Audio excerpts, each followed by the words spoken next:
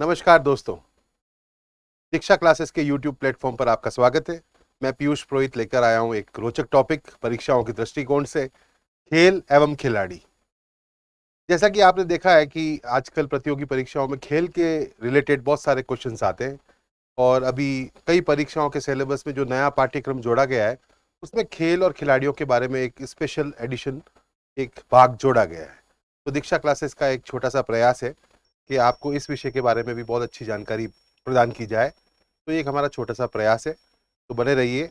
और स्टार्ट करने से पहले एक छोटा सा मैसेज है, मोटिवेशनल मैसेज है जो स्पोर्ट्स से जुड़ा हुआ है। Life is a sport not a game. तो उसी पॉइंट को आगे बढ़ाते हुए आज रोचक टॉपिक लेकर आए हैं, खेल एवं खिलाड़ी।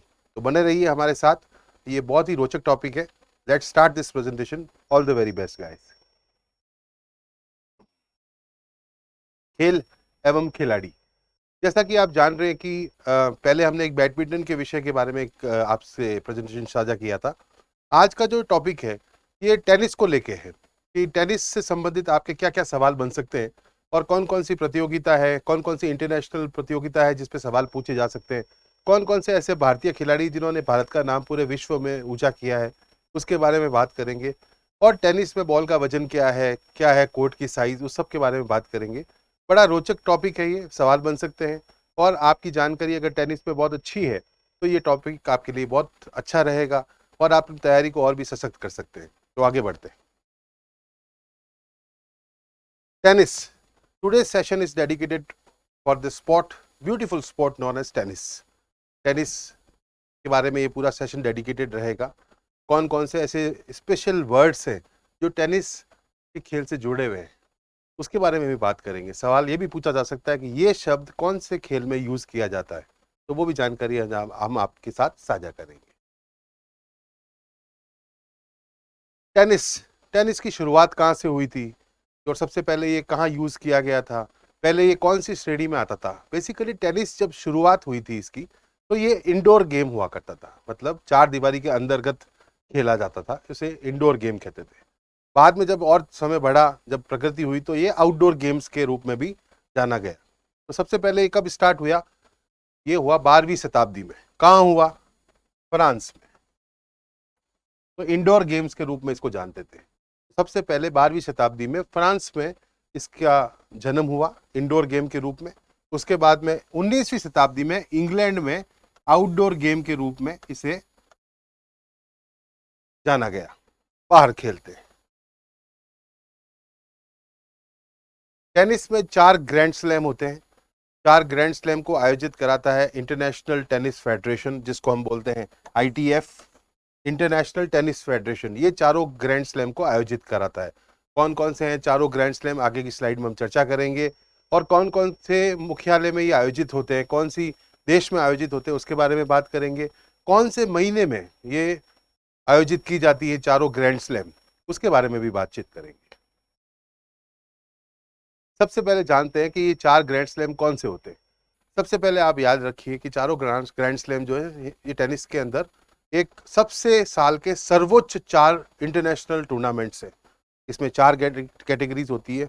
सबसे पहले होती है सिंगल्स मेल, सिंगल्स फीमेल, उसके बाद में डबल्स मेल, डबल्स फीमेल और डबल्स मिक्स्ड। तो ये 5 श्रेणियां होती हैं। तो सबसे पहले श्रेणी का ये इनके नाम क्या हैं, चारों ग्रैंड स्लैम के नाम क्या हैं। सबसे पहले है ऑस्ट्रेलियन ओपन है, उसके बाद फ्रेंच ओपन है, फ्रेंच ओपन को रोलैंड ग्रॉस भी कहते हैं। उसके बाद में अमेरिकन ओपन है, ठीक है, जिसको अपन US ओपन भी कहते हैं। उसके बाद में आता है विमिल्डन, जो लंदन में आयोजित किया जाता है। तो चारों प्रतियोगिता जो है, साल में 4 प्रतियोगिता टेनिस के क्षेत्र में सर्वोच्च प्रतियोगिताएं के रूप में जानी जाती है, इसलिए इन्हें अंग्रेजी में कहा जाता है grand slam. Australian open, French open, Wimbledon open और अमेरिकन ओपन।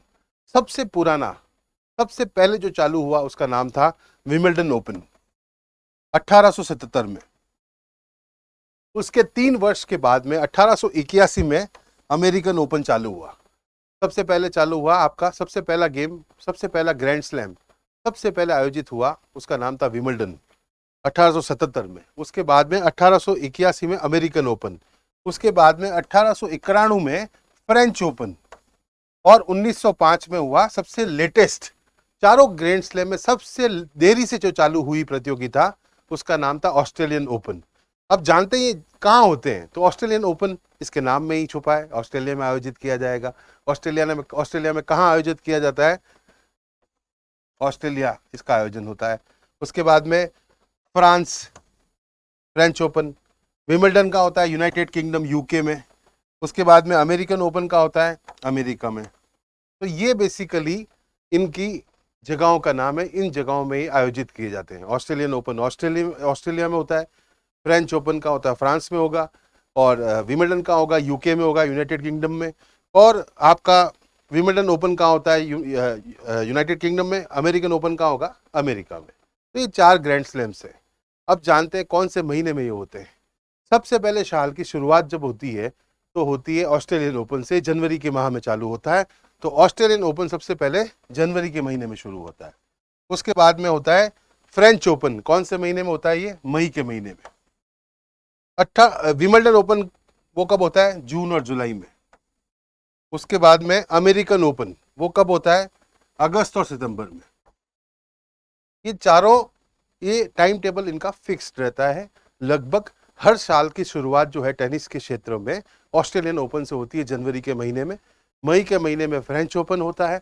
उसके बाद में जून और जुलाई के महीने में विंबलडन होता है। उसके बाद में अगस्त और सितंबर में अमेरिकन ओपन होता है। तो ये मोटी मोटी आपका इनका एक टाइम टेबल है। अब ये जानना जरूरी है कि कौन सा प्रतियोगिता कौन से कोर्ट पे खेली जाती है। तो जो सबसे पहला ऑस्ट्रेलियन ओपन है वो मिश्रित कोर्ट में खेला जाता है, जिसको हार्ड कोर्ट भी बोलते हैं। उसके बाद में आप जानिए फ्रेंच ओपन। फ्रेंच ओपन हरदम मिट्टी के कोर्ट पे खेला जाता है, इसलिए उसका अंग्रेजी में नाम होता है clay court. Third number Wimbledon open, वो घास पे होता है, ठीक है, घास का मैदान, इसको ग्रास कोर्ट बोलते हैं। उसके बाद में अमेरिकन ओपन, ये भी मिश्रित कोर्ट में होता है, जिसको हम बोलते हैं हार्ड कोर्ट। तो ये 4 प्रतियोगिता हैं। इन चारों के बारे में हमने डिटेल में बताया है, कौन कौन से वर्ष में ये शुरू हुई, कौन से महीने में आयोजित होती है हर वर्ष, और इनका खेलने का बेस कौन सा होता है, कौन से कोर्ट पे खेली जाती है। तो चारों प्रतियोगिताओं में सबसे ज़्यादा सारे ही, जैसे आप जानते हैं टेनिस के अंदर फिजिकल स्टेमिना बहुत चाहिए, क्योंकि आपको बहुत भागना पड़ता है। पर सबसे ज़्यादा जो चुस्ती चाहिए होती है वो चाहिए होती है क्ले कोर्ट में, मिट्टी वाले कोर्ट में, जो फ्रेंच ओपन जिसे कहा जाता है, जिसमें बॉल और भी तेज गति से भागती है, तो आपकी स्पीड और भी तेज होनी पड़ती है। आगे बढ़ते हैं। अब बात करते हैं ऑस्ट्रेलियन ओपन 2022 की। संस्करण कौन सा था, 110वां। आयोजन तिथि कौन सी थी, जैसे कि हमने बताया कि जनवरी के महीने में ही आयोजित किया जाता है ऑस्ट्रेलियन ओपन, 17 से 30 जनवरी। श्रेणी ग्रैंड स्लैम, ठीक है। आयोजन स्थल क्या होता है इसका, मेलबर्न, ऑस्ट्रेलिया। ऑस्ट्रेलिया का मेलबर्न सिटी, वहां पे आयोजित किया गया है। साल का पहला ग्रैंड स्लैम होता है। पुरुष एकल विजेता राफेल नडाल, ये स्पेन के हैं। देखिए, अगर आप 2008 के बारे में, बाद में 2010 के बारे में अगर टेनिस को जान रहे हैं, तो 3 खिलाड़ियों ने अपना परचम जो है ना सर्वोच्च ऊपर रखा है। उसमें सबसे पहला नाम आता है राफेल नडाल, उसके बाद में जोकोविक और रॉजर फेडरर। इन तीनों ने अपना नाम पूरे विश्व में हर प्रतियोगिता में उनका नाम आता है। वो कंसिस्टेंट परफॉर्मर्स है। अलग अलग रिसर्चर्स उनकी फिटनेस के बारे में बात करते हैं कि इतना ज़्यादा कंसिस्टेंसी से कोई आदमी कैसे खेल सकता है, और कैसे हर वर्ष प्रतियोगिता जीत सकता है, कैसे हर वर्ष ग्रैंड स्लैम जीत सकता है। उनके एक क्लासिक एग्जाम्पल है ये तीनों इंसान, जो टेनिस के शानदार एम्बेसडर्स के रूप में जाने जाते हैं। इन्होंने कईयों ने बहुत बार ग्रैंड स्लैम्स जीते हुए हैं, आगे हम बात करेंगे।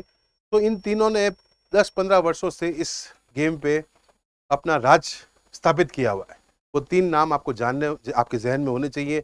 राफेल नडाल जो स्पेन से आते हैं, उसके बाद में रॉजर फेडरर, उसके बाद में इवन जोकोविक। ये तीनों ने अपना नाम कई वर्षों से स्थापित किया हुआ है। पुरुष, अब इसमें पुरुष एकल विजेता, मैंने आपको बताया था पुरुष एकल विजेता मतलब मेंस के अंदर सिंगल कैटेगरी में कौन विजेता थे, तो राफेल नडाल, ठीक है। तो उसके बाद में पुरुष एकल उप विजेता कौन थे, डैनियल मेदवेदेव रूस के। महिला एकल विजेता कौन था, एस्ले बार्टी।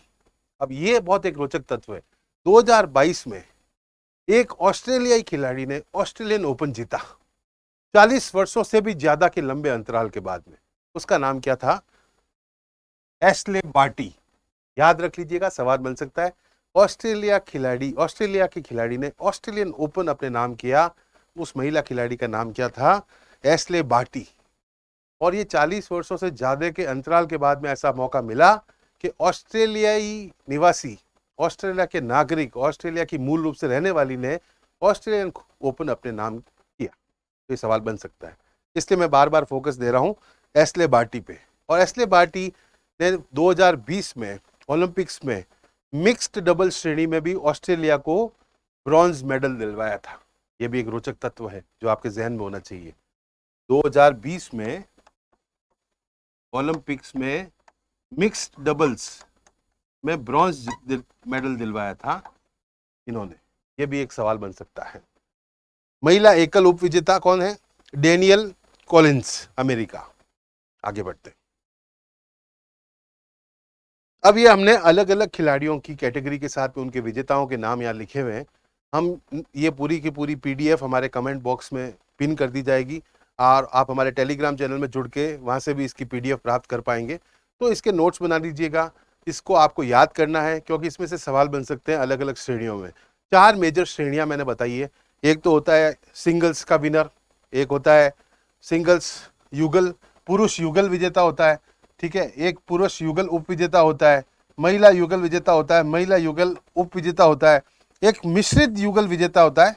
तो 5 कैटेगरी मोटी मोटी होती है। मैन सिंगल, वुमेन सिंगल, उसके बाद में मिक्स डबल्स मेल, फिर डबल्स फीमेल और एक मिक्स डबल्स जिसमें एक खिलाड़ी महिला वर्ग से आता है, एक खिलाड़ी पुरुष वर्ग से आता है, तो उसको मिक्स डबल कहते हैं। तो ये 5 श्रेणियां होती है इन चारों ग्रैंड स्लैम में मोटी मोटी, ठीक है। तो इनके अलग अलग विजेताओं के नाम हमने यहाँ पे रख दिए हैं, हमारी पीडीएफ में मिलेंगे, आप उससे वहां से ले सकते हैं और याद कर सकते हैं।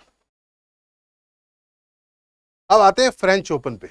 जैसा कि मैंने आपको बताया कि फ्रेंच ओपन जो है क्ले कोर्ट पे खेला जाता है, मिट्टी के कोर्ट पे खेला जाता है। तो आपको एक्टिवनेस बहुत चाहिए, आपको बहुत तेजी से बॉल मारनी है, आपको बहुत ज्यादा अलर्ट रहना पड़ता है। मतलब नॉर्मल प्रतियोगिताओं से ज्यादा चुनौती वाला क्षेत्र होता है ये मिट्टी वाला कोर्ट, जिसको हम फ्रेंच ओपन कहते हैं, ठीक है। तो फ्रेंच ओपन को अब आज की तारीख में रोलांड ग्रोस के नाम से भी जानते हैं। तो फ्रेंच ओपन इसका मेजर नाम है और ये क्ले कोर्ट पे खेला जाता है। 22 मई से 5 जून 2022 में खेली गई। इस वर्ष 22 मई से 5 जून 2022 में ग्रैंड स्लैम श्रेणी में आता है। आयोजन स्थल पेरिस, फ्रांस, ठीक है। स्टेट कौन सा होता है? रोलैंड गैरोस, ठीक है। ये इसका नाम भी है। आजकल अगर आप टीवी पे देखेंगे फ्रेंच ओपन की बजाय रोलैंड गैरोस ये लिखा होता है बड़ा बड़ा, तो ये भी इसका नाम है। ये भी सवाल बन सकता है कि फ्रेंच ओपन को किस अलग नाम से जाना जाता है हाल ही के वर्षों में, तो ये उसका आंसर है रोलैंड गैरोस। उसके बाद में साल की दूसरी सबसे बड़ी ग्रैंड स्लैम प्रतियोगिता होती है फ्रेंच ओपन जो है ना, वो आउटडोर गेम है। आउटडोर मैंने आपको पहले ही बताया, आउटडोर गेम है, बाहर खेला जाता है, मिट्टी पे खेला जाता है, क्ले कोर्ट बोलते हैं इसको। किस पे खेला जाता है? इस कोर्ट को बोलते हैं clay court, CLAY, clay court, मिट्टी पे खेला जाता है ये। अब इस पे जो एक खिलाड़ी है उसने अपना एक छत्र राज्य स्थापित किया हुआ है, उसका नाम है राफेल नडाल, जो स्पेन से आते हैं। 2022 में 14वीं बार 14th टाइम उन्होंने फ्रेंच ओपन अपने नाम किया है।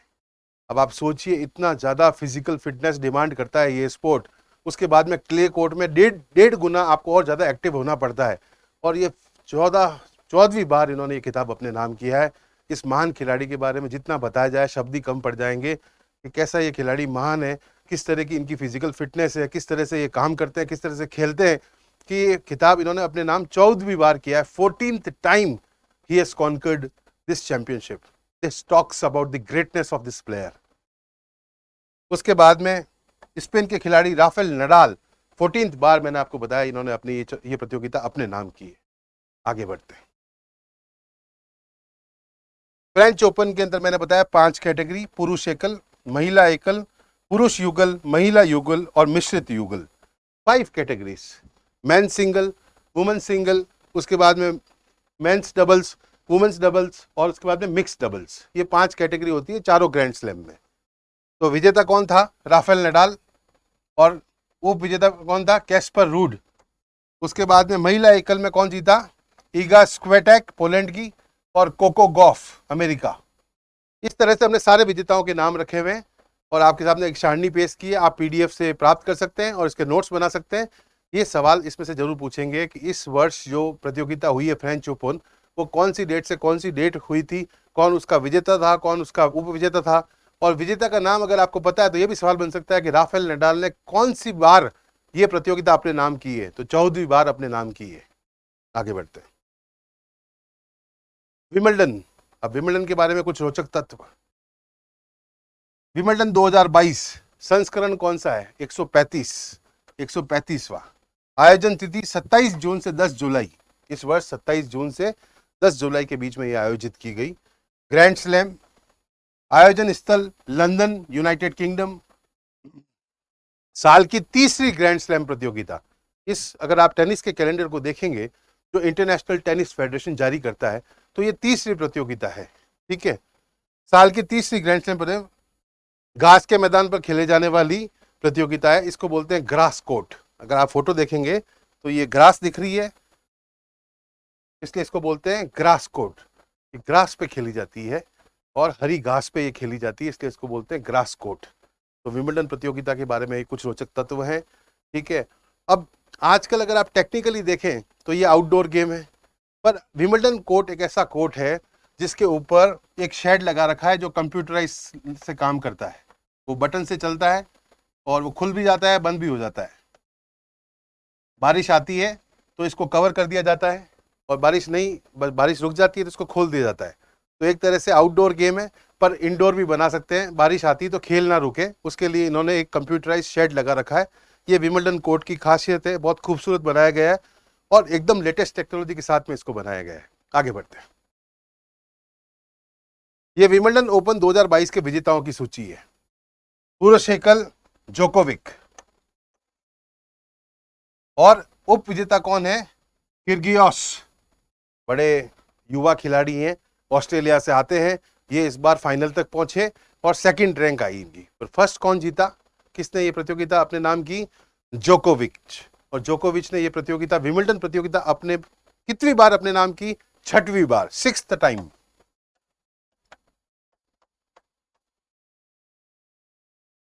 ये जोकोविक, तो जो मैंने बताया 3 खिलाड़ी जिन्होंने टेनिस पे पिछले 10-12 साल से एक छत्र राज किया हुआ है, उसमें से एक महान खिलाड़ी है जोकोविच। ठीक है, तो इन्होंने ये विंबलडन प्रतियोगिता 6वीं बार अपने नाम की है। और जो दूसरे नंबर पे जो आए हैं वो ऑस्ट्रेलिया से आते हैं, किर्गियोस। उन्होंने बहुत शानदार खेलकर प्रदर्शन किया।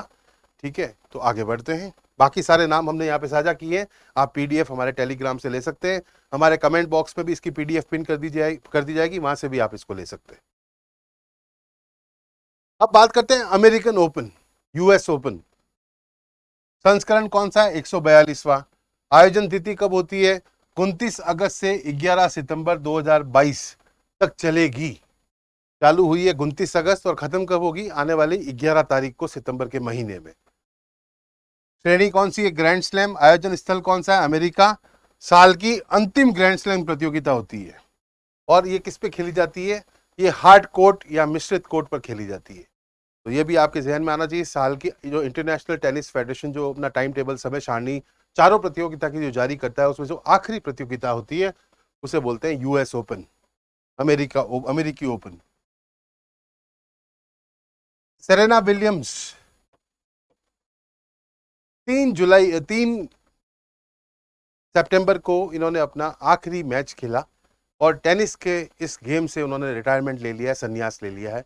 ये एक बहुत महान खिलाड़ी, अमेरिकी बहुत महान खिलाड़ी है, अमेरिका से आती है। और 2000 के वर्ष के पश्चात, ईयर 2000,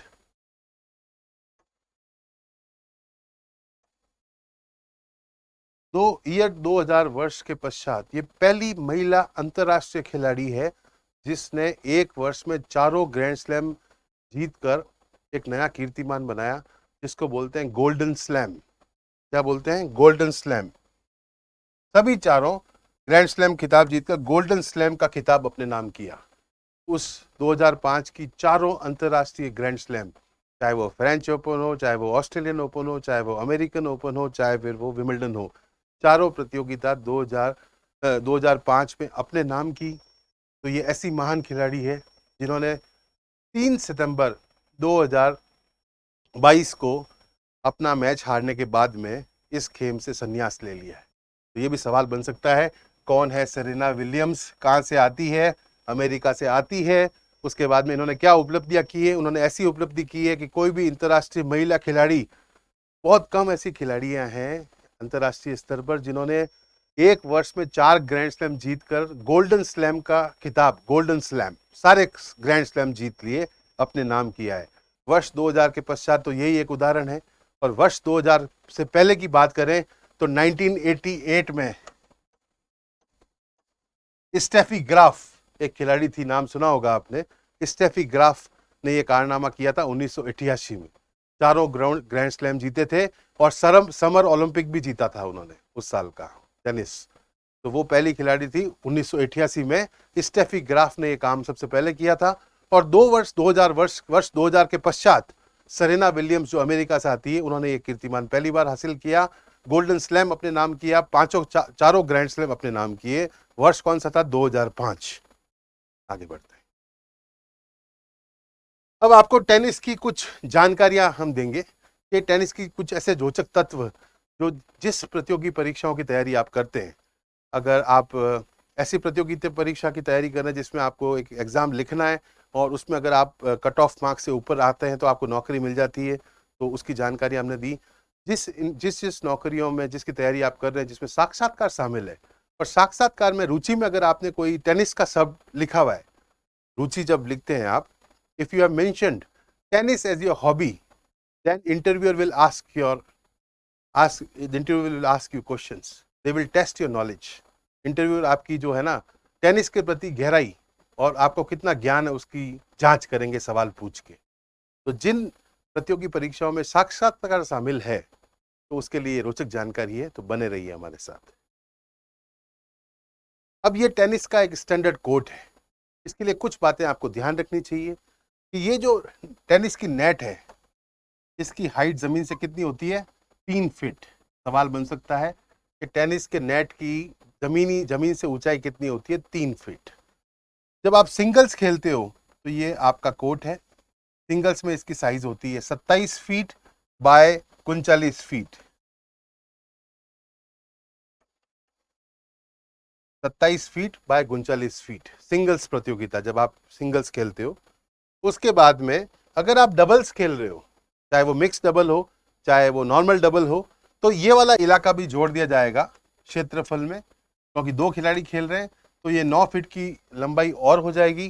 तो 27 + 9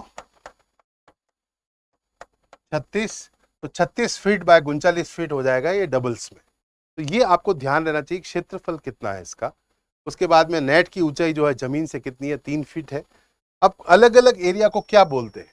इस एरिया को बोलते हैं सर्विस बॉक्स। आपको इस खिलाड़ी को सर्विस करनी है तो इस इलाके में यहां से सर्विस करेगा वो, तो यहाँ पे इसी इलाके में बॉल उसकी गिरनी चाहिए। ठीक है, इसको सर्विस बॉक्स बोलते हैं। उसके बाद में ये बेस लाइन बोलते हैं इसको, इस बेस लाइन से बॉल बाहर होती है आउट हो जाएगी।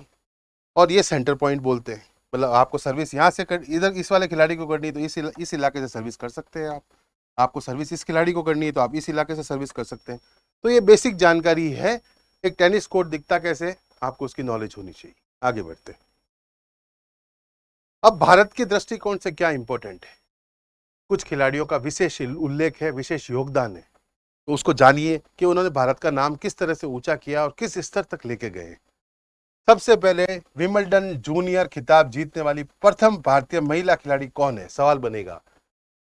सबसे पहले जूनियर खिताब, विंबलडन का जो जूनियर कैटेगरी का खिताब फीमेल की श्रेणी महिला वर्ग में किसने अपने नाम किया? वो पहली भारतीय कौन थी? सानिया मिर्जा। डबल फॉल्ट, देखिए कुछ शब्द ऐसे होते हैं जो टेनिस में होते हैं। Double fault, ace, tie break, deuce, double fault, top spin, volley, ये सारे शब्द जो हैं वो टेनिस के खेल में यूज किए जाते हैं। आपको इसकी जानकारी होनी चाहिए कौन सा शब्द कौन सा यूज किया जा सकता है। सवाल बन सकते हैं कि डबल फॉल्ट जो है वो कौन से खेल से जुड़ा हुआ है? टेनिस। उसके बाद में टाई ब्रेक कौन से खेल से जुड़ा हुआ है, वो भी टेनिस। डबल फॉल्ट का मतलब है कि एक खिलाड़ी को 2 बार सर्विस करने का मौका मिलता है। अगर वो पहली बार सर्विस गलत कर दे रहा है तो उसको एक बार और मौका मिलता है। अगर वो दूसरी सर्विस भी गलती कर देता है तो वो पॉइंट फिर सामने वाले खिलाड़ी को मिल जाता है, क्योंकि इसने डबल फॉल्ट कर दिया है, 2 बार गलती कर दी है। टाई ब्रेक, फिर ड्यूस। ड्यूस का मतलब क्या होता है? ड्यूस सवाल आता है कई बार। ड्यूस का मतलब है, आप टेनिस के अंदर सब सेट खेलते हैं, पहले 6 सेट होते हैं, हर एक सेट में आपको, हर एक गेम में आपको 4 पॉइंट लेने होते हैं। पहला पॉइंट 15, फिर दूसरा 30, फिर 40 और फिर आपको चौथा विनिंग पॉइंट। पर आप दोनों खिलाड़ी जो हैं, आप और सामने वाला खिलाड़ी प्रतिद्वंदी, दोनों 40-40 पॉइंट पे आ गए। आपने भी 3 पॉइंट ले लिए, सामने वाले ने भी 3 पॉइंट ले लिए, दोनों 40-40 बराबर है, उसको बोलते हैं ड्यूस। तो ये भी आपको जानकारी होनी चाहिए। उसके बाद में टॉप स्पिन एस। एस शब्द ऐसा होता है, ACE, ये कई बार यूज किया जाता है। पूछा जाएगा आपको कि एस शब्द जो है वो कौन से स्पोर्ट से जुड़ा हुआ है? टेनिस से जुड़ा हुआ है। एस का मतलब है इतनी तेज सर्विस की खिलाड़ी ने कि सामने वाले प्रतिद्वंदी को सर्विस उठाने का या उसको दिखने का ही मौका नहीं मिला और सर्विस चली गई करेक्ट होके, सही होके, तो उसको बोलते हैं एस। इतनी फास्ट सर्विस जो सामने वाला प्रतिद्वंदी उसको रिटर्न ही नहीं कर पाया, उठा ही नहीं पाया, उसको बोलते हैं एस। तो ये कुछ रोचक तत्व है जो आपको याद होने चाहिए। तो रामानाथन जो थे, वो विमिल्टन जूनियर की पहली महिला खिलाड़ी कौन थी? सानिया मिर्जा, जिन्होंने अपने नाम किया। विमिल्टन जो बॉयज जूनियर कैटेगरी में जो सबसे पहले पुरुषों के वर्ग में किसने जीता भारत के लिए, उनका नाम था रामानाथन। अब बात करते हैं ऐसे खिलाड़ी की जिसने आज तक ऐसा कारनामा किया है जो वापस हिंदुस्तान में दोहरा ही नहीं गया है। उसका नाम है विजय अमृतराज। विजय अमृतराज का नाम आप याद कर लीजिएगा। इन्होंने जो हासिल किया है वो आज तक किसी भारतीय खिलाड़ी ने इंटरनेशनल लेवल पर टेनिस के लिए भारत के लिए नहीं किया है। 6 फुट 4 इंच का कद, और उन्होंने क्या क्या हासिल किया जानिए। उन्होंने प्रतियोगिता पर ही, जो इंटरनेशनल स्लैम जो सबसे बड़ी प्रतियोगिता है, इनके 4 बार ग्रैंड स्लैम फाइनल सिंगल के फाइनल में पहुंचे हैं। 2 बार तो विमिल्टन के फाइनल में पहुंचे और 2 बार यूएस ओपन के फाइनल में पहुंचे। 2 बार कहां पहुंचे? विमिल्टन के फाइनल में, और 2 बार यूएस ओपन के फाइनल में। ये पहला ऐसा खिलाड़ी है जो 4 बार 2 ग्रैंड स्लैम के फाइनल तक पहुंचे हैं सिंगल्स कैटेगरी में। उसके बाद किसी भारतीय खिलाड़ी ने वापस ये करिश्मा नहीं दोहराया है। तो ये जानना है, ये जहन में रखना है कि कौन सा वर्ष था। 1973 और 1981 में तो विमिल्टन ने 2 बार ये फाइनल में पहुंचे, और 1973 और 1974 में यूएस ओपन के फाइनल में पहुंचे। आप कई बार उनको आज हाल ही में जो टीवी में देखते हैं, आप वो कमेंट्री करते हैं, पर उन्होंने जो भारत के लिए किया है, हासिल किया है, वो अद्भुत है। विजय अमृतराज नाम है इनका। इनके छोटे भाई भी साथ खेला करते थे, आनंद अमृतराज। ये दोनों भाई मिलकर डबल्स भी खेला करते थे। पर विजय अमृतराज ने जो भारत के लिए हासिल किया है वो आज तक इंडिविजुअल सिंगल्स कैटेगरी में किसी और भारतीय खिलाड़ी ने अभी तक हासिल नहीं किया है। वो 2 बार विमिल्टन के फाइनल में पहुंचे और 2 बार यूएस ओपन के फाइनल में पहुंचे। आगे बढ़ते, लिएंडर पेस। ये है लिएंडर पेस। इन्होंने 1996 में अटलांटा ओलंपिक्स में कांस्य पदक जीता, और भारत की ओलंपिक्स में टेनिस में ये सबसे बड़ी जीतों में शुमार है उस समय की। 1996 में अटलांटा ओलंपिक में कांस्य पदक जीता लिएंडर पेस ने। महेश भूपति ने भारत के पहले ऐसे खिलाड़ी हैं जिन्होंने ग्रैंड स्लैम टाइटल अपने नाम किया। अब ये भी सवाल बनता है, विजय अमृतराज तो कभी ग्रैंड स्लैम अपने नाम नहीं कर पाए, फाइनल्स तक पहुंचे, पर महेश भूपति भारत के पहले ऐसे खिलाड़ी हैं जिन्होंने ग्रैंड स्लैम टाइटल अपने नाम किया। शुरुआती में महेश भूपति ने लिएंडर पेस के साथ मिलकर कई मेडल्स भी जीते हैं। अब आपका सवाल पूछा जा सकता है कि टेनिस बॉल का वजन कितना होता है? तो इसका वजन जो है वो भी 56 से 59.4 ग्राम्स, ये एक स्टैंडर्ड कैटेगरी है, 56 से 59.4 ग्राम्स की। तो ये एक स्टैंडर्ड कैटेगरी है वजन की बॉल की। ये भी सवाल बन सकता है। ये हमारा छोटा सा एक प्रयास था। दीक्षा क्लासेस के प्लेटफॉर्म से मैं पीयूष पुरोहित, वाइस प्रेसिडेंट, अब विदा लेने वाला हूं। और आपका कोई डाउट है, आपकी कोई जिज्ञासा है जो हमारे इस छोटे से प्रयास में कवर नहीं की गई है, तो आप आपका जिज्ञासा, आपका डाउट कमेंट बॉक्स में डालिए। हमारी टेक्निकल टीम तुरंत उसका जवाब देगी। Wishing you all the best for your competitive exams. Have a fabulous day. Thank you very much.